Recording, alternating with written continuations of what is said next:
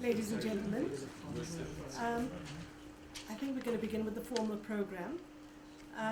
On behalf of the University of Bergen, Norway, the Johannesburg Institute for Advanced Studies, and the Postgraduate Center, Research and Innovation, we would like to warmly welcome you to the International Conference on Universities and the Constitution, entitled, "What Does Research-Based Knowledge and Higher Education Mean for Constitutional Democracies?" I would like to especially extend a warm welcome to our esteemed guests, Justice Edwin Cameron, our guest speaker, the Vice-Chancellor of the University of Johannesburg, Professor Rensburg, and the Vice-Rector of the University of Bergen, Professor Lise Fimreite.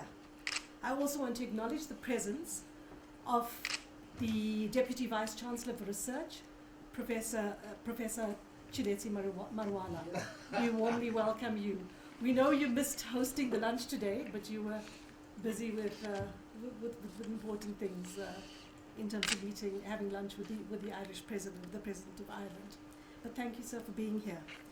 The organizers of this conference, Professors Peter Vale, Tor Halverson, and I began a conversation at the beginning of this year about the theme of this conference and its relevance to events in tertiary education in South Africa and Norway. As Norway prepared to celebrate the 200th anniversary of their constitution, hence the shorthand for this conference has been 220, and South Africa approached the 20th year of South Africa's democracy in 2014, we became aware that an important opportunity existed to explore the power and the force of constitutions and how these relate to the ever-changing demands that are made on institutions of higher learning. As Peter Vale has eloquently noted, at the heart of our deliberations is the seeming incompatibility between constitutional democracy and the production of knowledge, because the latter is increasingly at the risk of capture by special interests. This view resonates for the South Africans present. This view resonates with the events in South Africa in the last 2 weeks and the urgent need to safeguard our democratic institutions and traditions. The relationships between universities and the Constitution is complex. At times, universities have championed democracies, and at other times, anti-democratic forces have captured universities for their own purposes. Internationally, however, we have seen an alliance between democratic forces and those who have engaged in knowledge production.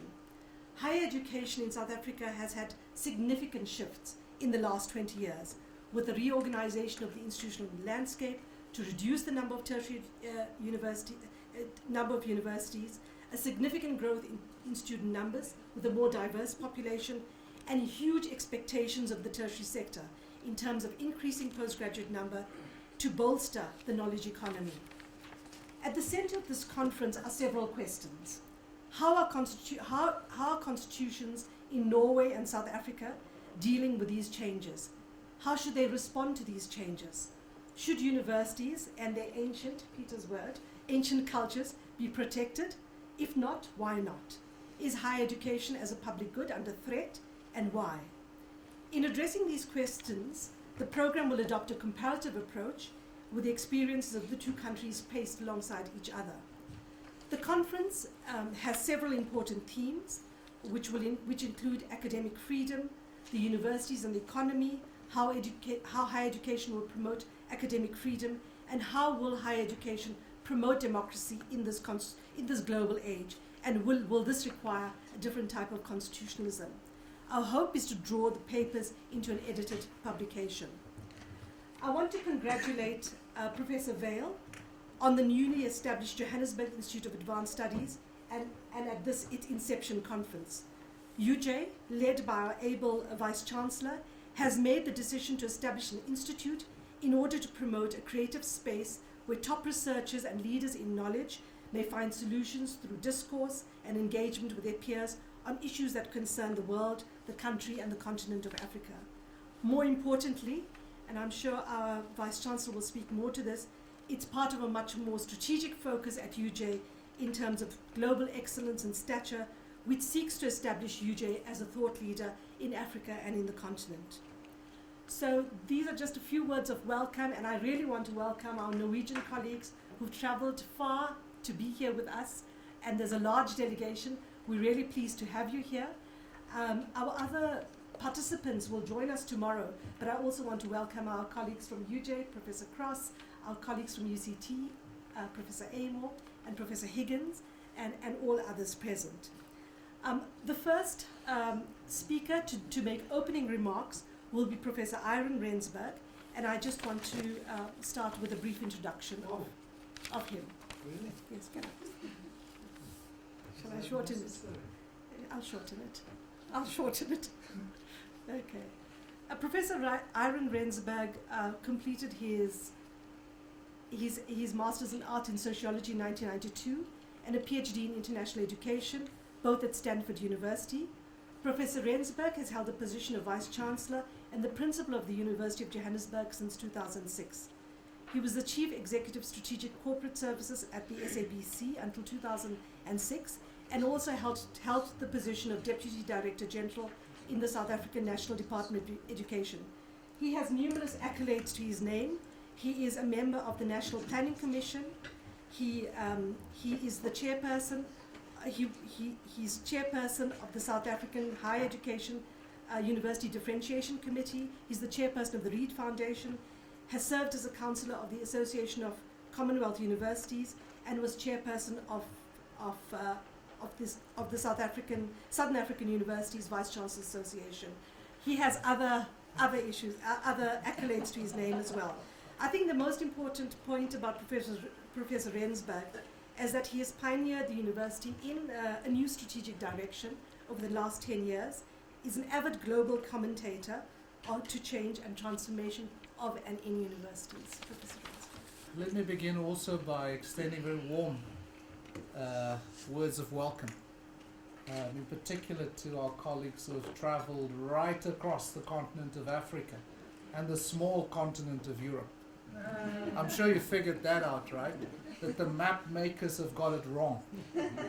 That travelling some 9 hours across the continent of Africa suggests that indeed the Economist, not a favourite paper of mine, or what do we call it, a journal of mine, but recently the Economist put the whole thing really in perspective and drew our attention to the fact that you can now fit China, India, North America, Iberia, and Japan comfortably into the continent of Africa, just to give us a sense of scale, of the real scale of the continent, as opposed to the cartographers who over the last many decades have given us a slightly different impression, dare I say, to the scale and scope of Africa. And it does mean that forecasts for Africa's population of 2.4 billion, that is doubling in the next 20 odd years, with 70% urbanized. And that's the frightening part for me, Edwin, is the massive urbanization that we anticipate in the next 20 odd years. To move from a continent that is some 30% urbanized on 1.2 billion to a forecast 70% urbanization on 2.4 billion is a frightening prospect. And at the same time, a great opportunity for universities to come into play in terms of providing Africa, its leaders and its society, with the insights that are essential for rethinking cities and rethinking our rural communities. So let me begin by extending a very warm welcome to our friend and colleague, Judge Edwin Cameron, Constitutional Court. And of course also Professor Lise Fimreite, the Pro-Rector at University of Bergen. And of course your many colleagues who we're delighted to welcome here at the University of Johannesburg.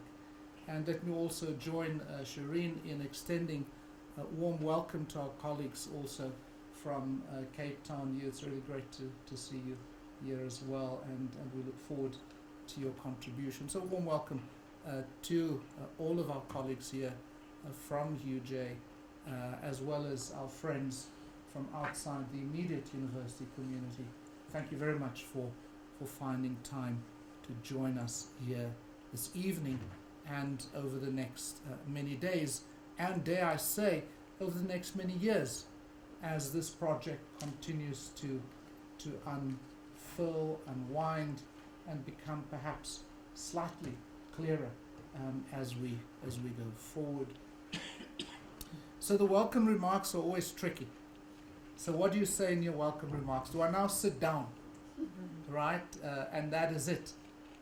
Or do I offer just some further reflections given my own experience in this role that I'm honored to play of a university leader here in South Africa, in the region and the continent, and given the role that I play in bodies such as Universitas 21 and in other global forums. It seems to me that, and I need to be careful that I don't get into Edwin's keynote remarks this evening, but it seems to me it's important that this conversation needs to begin at the beginning. And it needs to be a conversation that begins to ask ourselves, what's the purpose of the university? Evidently, or at least in the recorded history and in our understanding of the university, it has emerged in recent millennia as an institution which society considers valuable for itself. Considers it valuable as an institution that provides public good. And it seems to me that that's where the trouble lies in some respect. What is public good? Who defines public good? Who subverts the meaning of public good? And it is perhaps that question that we need to consider. And so the conversation, as Shireen has reminded us, is about the purpose of the university in the context of the Constitution. And of course the Constitution, I dare add, in the context of the university. So why do they exist? Created by society with the real possibility of being provided with the opportunity, uninterrupted, to pursue knowledge and progress as a public good. And therefore, how have constitutions enabled or disabled universities? As we reflect on 200 years of Norway and a tenth of that, 20 years of South Africa, what is it that we can observe, can learn from, and can strengthen us and strengthen our resolve as we go forward to advocate for and to advance the cause of the university? And so, in turn, how of contesting political, social, cultural, particularly religious, but not only religious, and other actors and movements sought to interpret and often subvert the role of the university to advance their own causes. So, Vartan Gregorian, very hopeful, and dare I say controversial, offers us the following proposition on the university. That universities are not only repositories of past human endeavor, they are instruments of civilization. That's where I have the controversy, that they are instruments of civilization. But nonetheless, let's not be detained. He continues, they provide tools for learning, for understanding, and for progress. They are the wellspring of action, a source of self-renewal, of intellectual growth and of hope. And he concludes that they are a medium of progress, of autonomy, of empowerment, of independence, and of self-determination. And yet consider Wernick's argument that the university has a contradictory relationship with its society. On the one side, the autonomy in terms of its actual values of truth, of wisdom, of science, and so forth. And he continues, on the other side, those who control the means of material production controls the means of mental production. And he concludes, the dominant ideas are the ideas of those who dominate. And of the reflections of Professor Immanuel Wallerstein. So I offer you these three views on the university. When he writes, considering his own journey, he says, "It seems to me that it is the duty of the scholar to be politically and intellectually subversive of received truths. But," he continues, "that the only way this subversion can be socially useful is if it reflects a serious attempt to engage with and to understand the real world as best as we can." Let me add a fourth dimension. Consider what it is to be a professor, and in particular, what the freedoms and duties of this most senior scholar of the university is. Bruce McFarlane, in his book Intellectual Leadership and Higher Education, Renewing the Role of the University Professor, argues, in my view, convincingly that given the corporatization of the research agenda, professors must reclaim professorial leadership, and that they thus occupy a very special role. So I give you a slightly different angle to the macroscopic set of issues. He argues that two freedoms, that of critic and of advocate, are essential for professors to execute what he calls their four duties: mentor, guardian of standards, enabler of networking, and a mobilizer of resources for others, and fourthly, an ambassador for the institution or the discipline. Given that background, consider then the recently, what I put across as better understood possibilities, which states, as in governments, seem to have come to terms with what universities offer them and what the possibilities are that universities allegedly, subsequently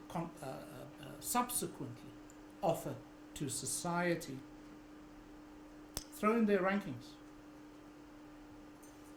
and the belief that if I have 5 universities ranked in the top 100, damn, we're a good country.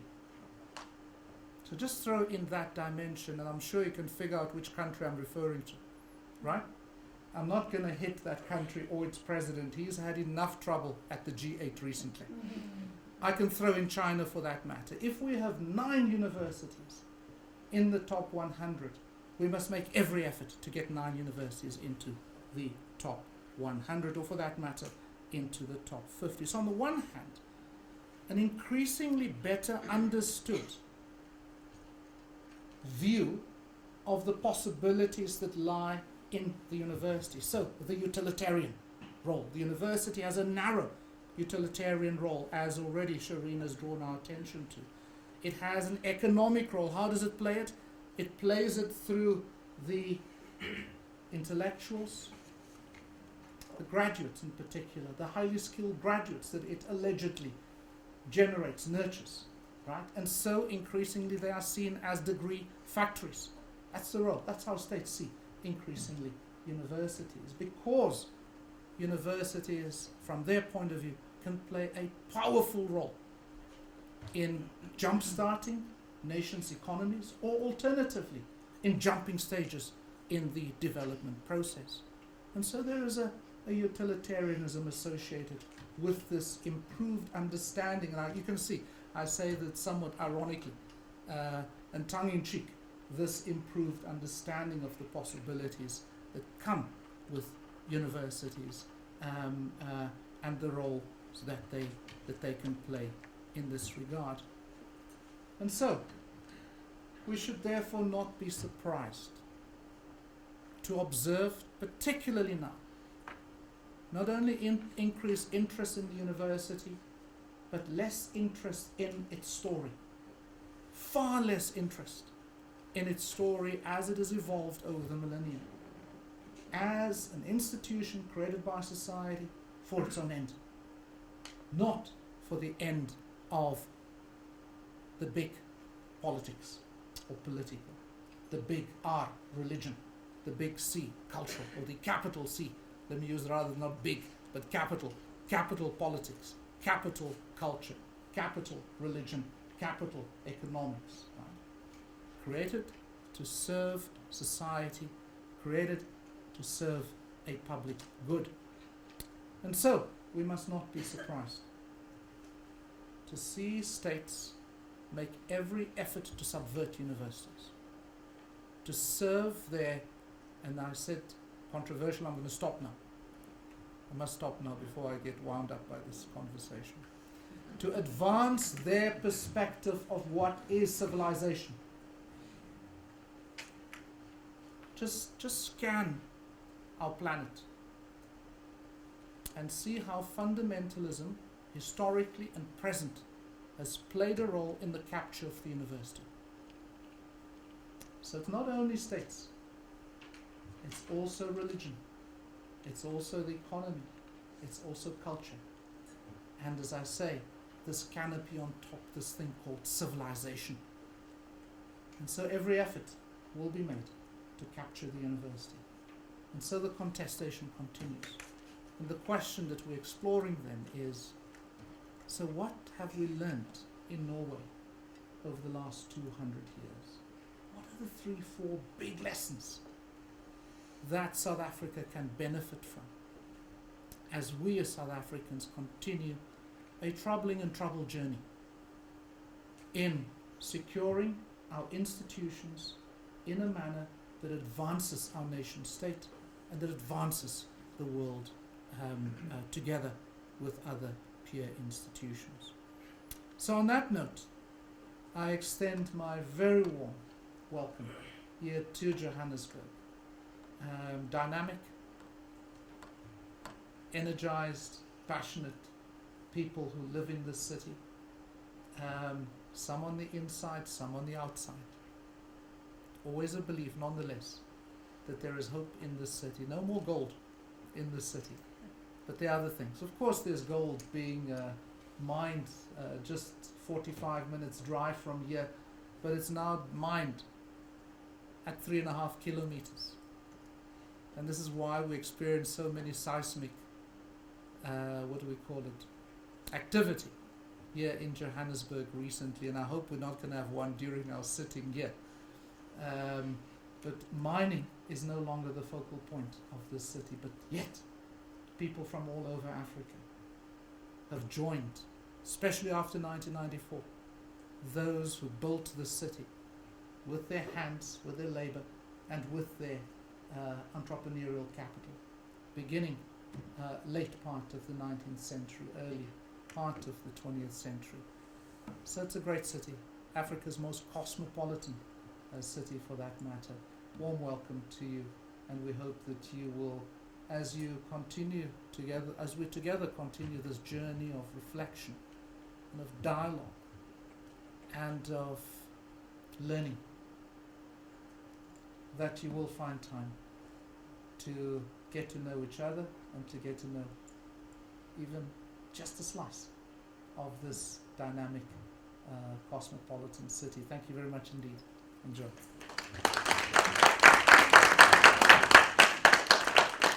I want to take the opportunity now to introduce Professor Lise Fimreite. Lise Fimreite holds a degree in political science and is Professor of Administration and Organizational Theory. She's been Deputy Head of the Department of Administration and Organizational Theory, member of the Board of the Faculty of Social Sciences, and was until July 2013 the faculty's Vice Dean for Research. In her research, she is focused on public administration and public policy, and in particular the relationship between administrative levels. She has a particular interest in state steering and local government scope for action, the financial situation for local government and public sector reform. She's widely published, has had several books in these fields, and in recent years she has worked with issues related to societal security, and in 2011 and 2014 co-authored the book Organization, Societal Security and Crisis Management. I'd like to welcome you to make your opening remarks. Dear Vice Chancellor Rensburg, Justice Cameron, dear fellow university leaders, dear conference participants, dear all. It's a pleasure also for the University of Bergen to be here and wish you a warm welcome to this conference about universities and constitutions. I'm glad we got this chance to be here in Johannesburg this spring, I will say. For us it's autumn, so it's very funny to come here, and it's spring here. And also funny to be here and to host this conference along with the University of Johannesburg. It's a great pleasure. As well as being a deputy rector at the University of Bergen, I am, as you have already said, a professor in political science. So the topic we are going to discuss and hear about these coming days are close to my heart. This year, Norway has celebrated the 200-year anniversary of our constitution, and I've been the committee chair of the celebration at the University of Bergen. What better way to end this year, because we are in the end of the year now, with a conference such as this one, where we can collaborate with you on your 20-year anniversary and let our scientists discuss mutual and universal topics related to universities and constitutions from both a Norwegian and a South African perspective. In these opening remarks, I would like to share with you a little bit of our history and the link between our constitution and the University of Bergen, and how we also have marked this anniversary and celebrated this university in Bergen.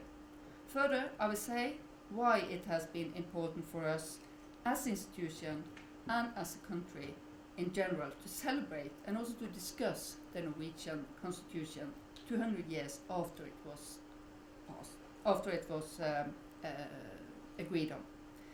The Norwegian constitution was signed on May the 17th in Eidsvoll in 1814, and it has been a special link to the University of Bergen and to Eidsvoll. Our predecessor, the Bergen Museum, the university is funded on the museum. We are a young university, but the museum is old. And the one who funded the museum, Wilhelm Frimon Koren Christi, he founded it in 1825, and he was one of the Constitution fathers.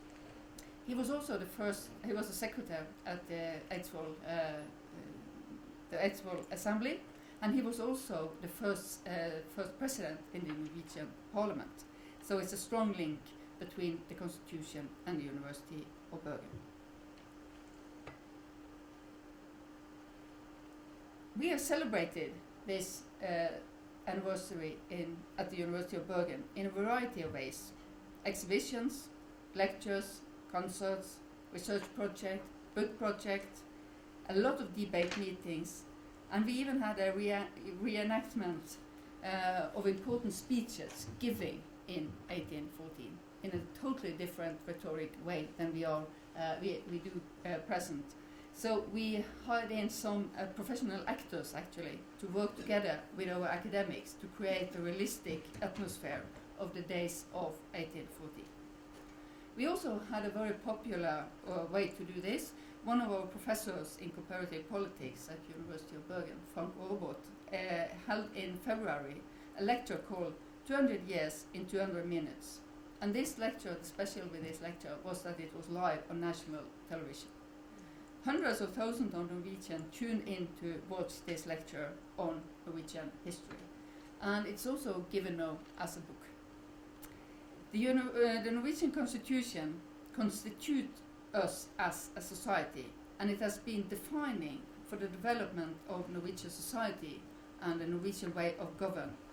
And it's a framework for our government for 200 years now. But from its very birth, the Constitution has, as it should have, it's been debated. Our anniversary celebration has therefore not only been about the past, but also, as you addressed, about the present and also about the future. You asked about lessons, about what we can learn from these 200 years of constitution debates. And I think the first and the most important lesson is a constitution process is never finished. Neither is the progress of nation building. A vivid democracy needs attention and debate about its constitution. By celebrating and marking anniversary, we give the Constitution such attention. University plays an important role in democracy. It is our job to educate curious citizens, as you said, citizens that can ask questions and dare to propose new ideas and new theories. It's also our privilege and also responsibility to think long term and not just on the day-to-day topics. It is vital that we protect this autonomy, as you also addressed, in this phase of growing and also, I would say, changing expectations from society and from politicians and from the world outside. I hope for productive days here in Johannesburg with fruitful conversation about this very important topic. Thank you. It gives me a great pleasure now to introduce our guest speaker for the evening, Justice Edwin Cameron. Edwin Cameron has been a Justice of the South African Highest Court, the Constitutional Court, since the 1st of January 2009. Previously, he was Judge of the Supreme Court of Appeal for 8 years and a Judge of the High Court for 6. He was educated at Pretoria Boys High School, Stellenbosch, and is a Rhodes Scholar at Oxford and was a Rhodes Scholar at Oxford. During apartheid, he was a human rights lawyer. President Mandela appointed him as a judge in 1994. He was an outspoken critic of President Mbeki's AIDS denialist policies, and his prize-winning memoir, Witness to AIDS, has been published in South Africa, the UK, the US, and is in translation in Germany and in China. His latest book, Justice, A Personal Account, was published in February 2014. He's involved in many charitable works and public causes, and has received many honours for his work. I'd like to call Justice Cameron. Thank you very much, Shireen, and good evening to everyone. It's a great pleasure to be here, to be hosted by you, Jay, and a great pleasure to be part of this important conference of the University of Bergen. Please allow me to start with an expression of mortification more than an apology. I thought I was arriving very early for a 6 o'clock start and not a few minutes late for a 5:30 start. So despite everything that Shireen has just read, one also is subject to scheduling errors, but it's wonderful to be here. Can I just check what's behind me? No, it isn't. I asked for a... Did it come through, Peter? Did come. Okay, it's fine. Is it possible to load what I sent? We sent it to Peter. It's a artwork at the Constitutional Court. Is it hier? Kan jy dit opsit? Asseblief. Is dit op 'n disk of is dit op die computer? Asseblief, ek sal dit waardeer. Ladies and gentlemen, as many of you know, one of the great privileges of sitting in the Constitutional Court is our art collection. May I ask if you have time to schedule a visit to the court during this week? I hope that you will have time. It's a remarkable building. Don't only go to the Apartheid Museum, come to the Apartheid Museum, but also come to the Constitutional Court. It's an extraordinary court in that it is unique, in that it has an art collection, and it's housed in an exceptional building, which is also the repository of this art collection. And the privilege is that every day I'm surrounded by hundreds of extraordinary works of art that visually represent our constitutional values. Right inside the library, tucked away, is a black and white print titled The Right to Education. And when someone took me to see it, I thought I'd like you to see it, because it is a commanding woman who reads from an open book as she either teaches or leads a group in a protest. It's not clear from the print what she's doing. Her fist is raised in the air, and she looks not at the viewer but at her pupils, leading them in her call for educational justice. This piece was created by a woman called Vuyile Voyiya in 1996. It embodies the power and the promise of the right to education, and, importantly for your conference, the right of academic freedom. It is a hopeful image, and one that suggests a way forward without implying that it will be easy or without a struggle. This image was in my mind when I thought about your conference, the meaning of research-based knowledge and higher education for constitutional democracies.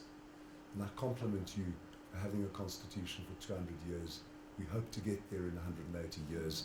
And I particularly appreciate your point about the continuity of constitution making. Particularly what the constitutional rights to education and academic freedom have meant for our democracy in the last 2 decades. Some of the most devastating aspects of apartheid played out in our schools and university. Segregated schools deprived the majority of South Africans of educational advantage for generations. The inequity was written into law and enforced by the official organs of the state. At university level, enrollment was overwhelmingly white, and the shadow of government interference loomed large over the makeup of the university and student body. This particular history is not unique to South Africa, and indeed Professor Rensburg, I think, justly pointed to the state's more encompassing interest in fiddling with universities. So apartheid was one manifestation of this baleful influence of the state.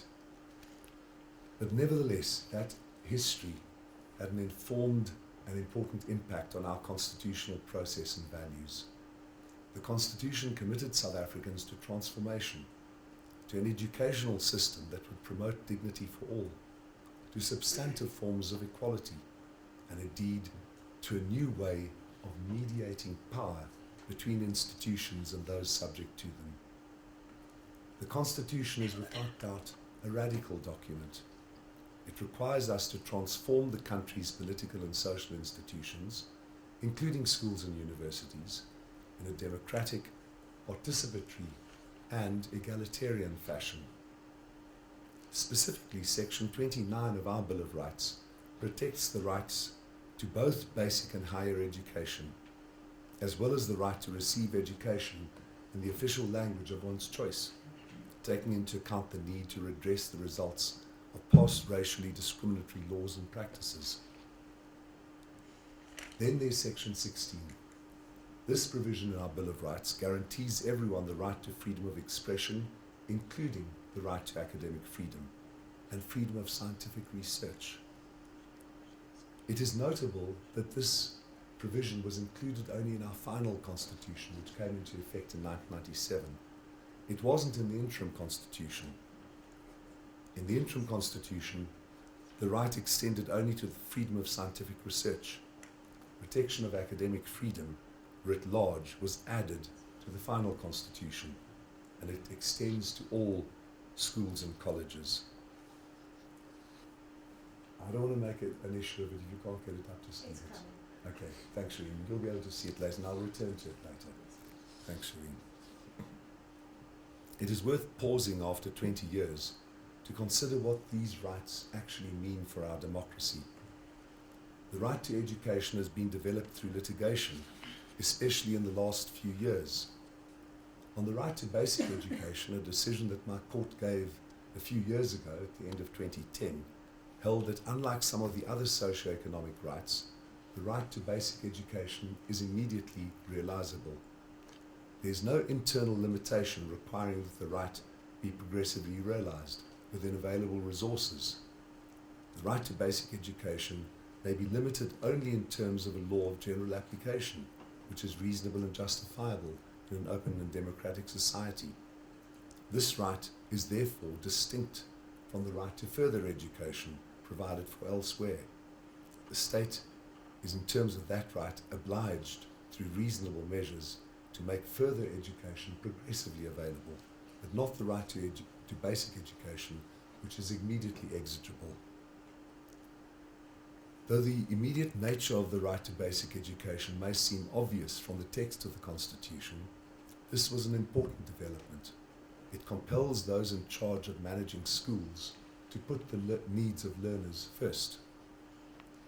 And yet, ladies and gentlemen, to go back to what the Vice-Chancellor said at the beginning, starting at the basics, what do all these fine words mean in practice? Educational disparities remain one of the greatest injustices in our society. Despite spending massive resources on our educational system, massively in terms of World Bank, IMF guidelines, we continue to deprive learners of the sort of truly enriching educational opportunities with compassionate and well-trained teachers that we need in order for schools to be a site of transformation rather than stagnation. Despite the fine language in the Bill of Rights guaranteeing the right to education, the state of many of our schools is truly appalling. A combination of managerial ineptitude, government lapses, inaction and non-engagement, and resistance to desperately needed reforms, often led by teachers' unions, means that our democracy is shamefully letting its children down. We can take no comfort whatever in what public schooling offers for most of our country's children after 20 years. And it is obvious that without adequate secondary schooling, our tertiary institutions and the academic freedoms they must exploit and nourish also suffer directly. On academic freedom, there have as yet been no fine words from our courts. I hope the time will come when we can pronounce those fine words. The right has not been developed and defined in the same way as the right to basic education. This is in keeping with international trends where academic freedom is often invoked in human rights discourse, but is rarely actually defined. In fact, many countries around the world, even those with strong constitutional values, protect academic freedom only indirectly through provisions on free speech or freedom of expression. So can I just have one moment, please?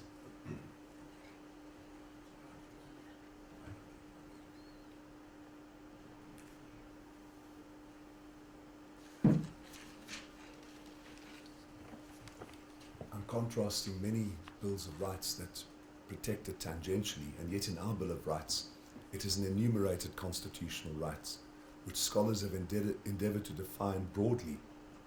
One group of scholars says the right to academic freedom embraces who may teach, what may be taught, how it shall be taught, and who may be admitted to study. Others expand upon this basic definition to explicitly include the right to do research, as well as rights for students themselves. Some scholars point to the connection, or rather the interaction, between the individual and institutional elements of academic freedom. The precise substance of the right to academic freedom is yet to be determined, but its explicit inclusion in our Constitution guards against repeating our baneful history. And there, Professor Rensburg, your very apt words about the state, any state, including our state, are very apposite, where state interference in the independence and autonomy of academic and educational institutions, in academics and students, burden freedom of thought and expression and collective action. We must be careful that we do not allow that history to be repeated. It is precisely this history that makes the current debates about governmental infringement on the institutional aspect of academic freedom so poignant. The controversy about the Higher Education and Training Laws Amendment Act of 2012, which Professor Rensburg is well aware of, and the increased powers it conferred on the minister illustrate that this debate has not gone away. And I want to say that I commend both Professor Rensburg and this institution for their outspoken stand on the issues at stake there. It did not end with the creation of a government that no longer implements racially discriminatory policies. Apartheid was not the end of the complexities of the state tertiary sector interaction. The issues continue as universities assert and need to assert their autonomy from the state.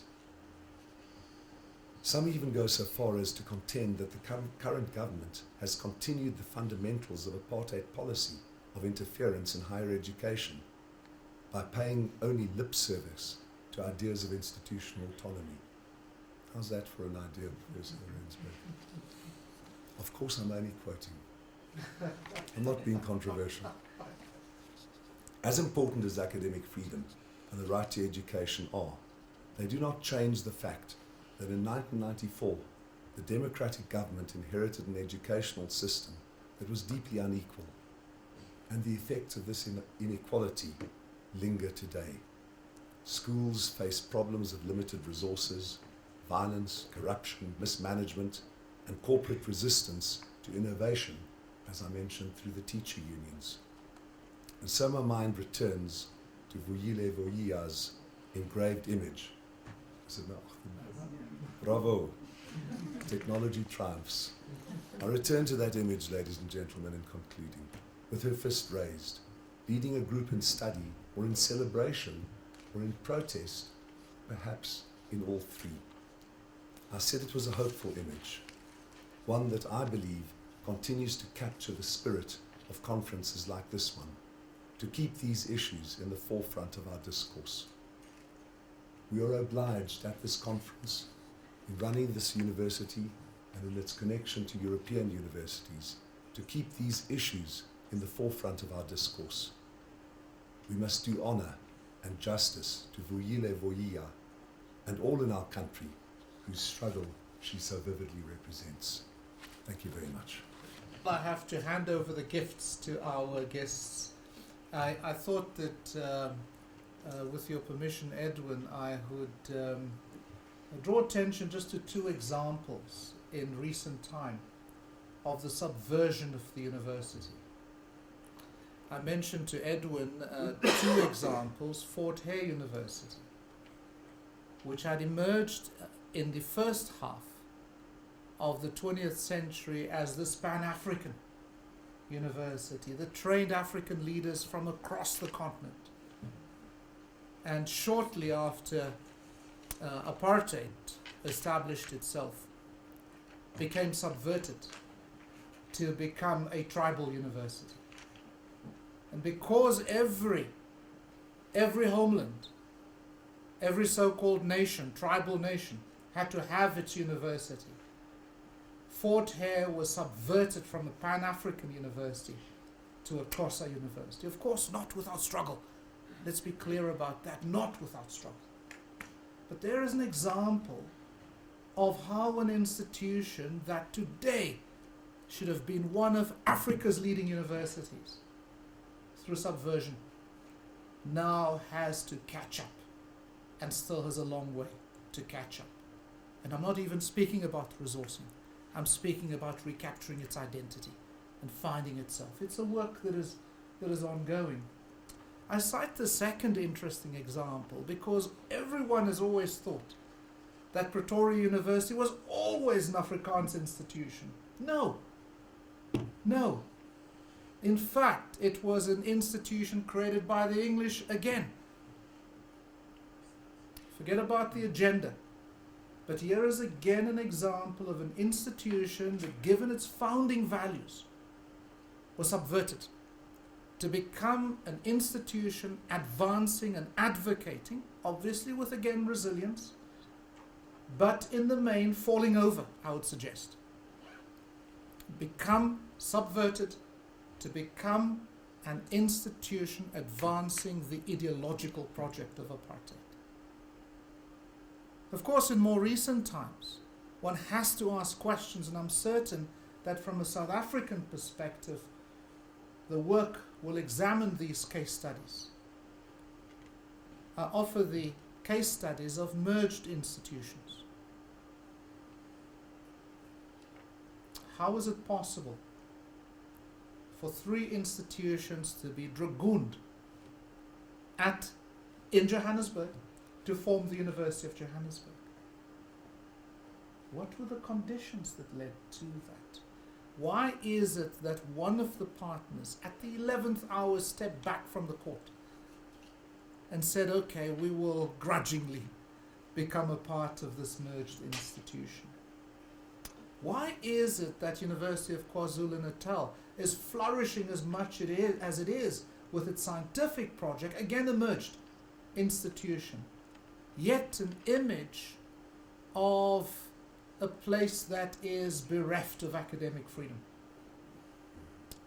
And strong suggestions that the merger in fact became a means to advance a different project.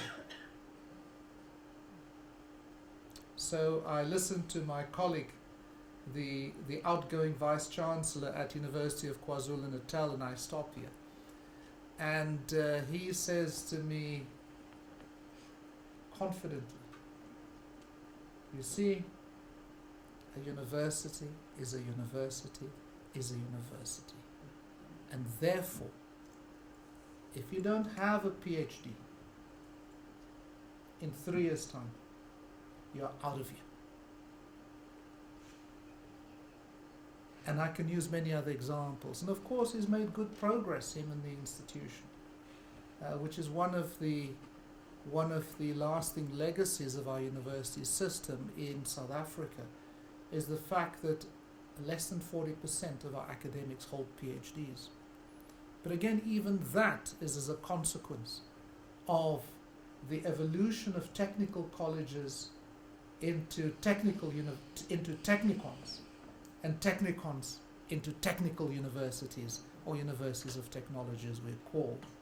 And that explains in part why we have such a low score in respect of doctorates. But I simply offer these as practical examples then, where the microscope needs to be put, and these institutions need to be situated both within the constitution but also in their own constitution as universities. Because ultimately, universities have to answer the question, are we rising up? Inasmuch as there are these contesting players, movement, actors, cultural, religious, civilizational, economic, political, inasmuch as that they exist,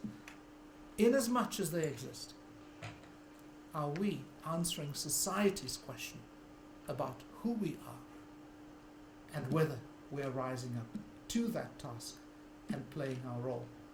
It is only then that we can confidently engage with these actors. I don't want to say tackle these actors, engage these actors. And I think, Edwin, you're absolutely right that the day will come when we have to ask the court to arbitrate, okay, wrong word, to make a determination insofar as state and university is concerned. I end off with a specific example. Universities in South Africa are confronted with a real challenge of being converted into state-owned enterprises.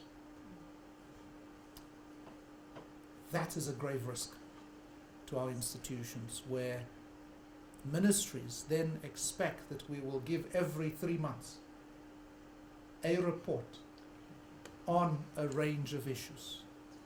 And of course this becomes the means then for muzzling, for you get the message, right? But in effect, for boxing institutions into a corner. And so I do think that the time must come where we seek the wisdom of the court, the advice, the decision of the court on these difficult issues, not in a, yes, perhaps in an activist manner, but perhaps again in a consultative manner, in a manner in which we are seeking a way forward, as opposed to, we're going to go in there and box with the state. It is about helping the state and universities have a clearer understanding. So I appreciate that invitation on your part. So thank you very much for gracing us with your remarks. We're truly grateful, and we just have a small token of appreciation to present. I think we're about to conclude the evening's proceedings. I just want to add my word of thanks to Judge Cameron, in particular for sharing this. The image is gone, the amazing image that was there a little while ago, and for your insightful comments. To our Vice Chancellor for making the time. I know he's had an absolutely unbelievably difficult schedule today. So thanks for making the time, but also for sharing your insights.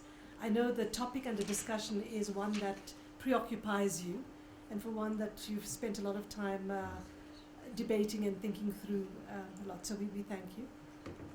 To the Vice Rector from Bergen, Lise Fimreite, thank you very much as well for your comments. I'd like to invite everybody to drinks and refreshments in the dining room. Thanks very much.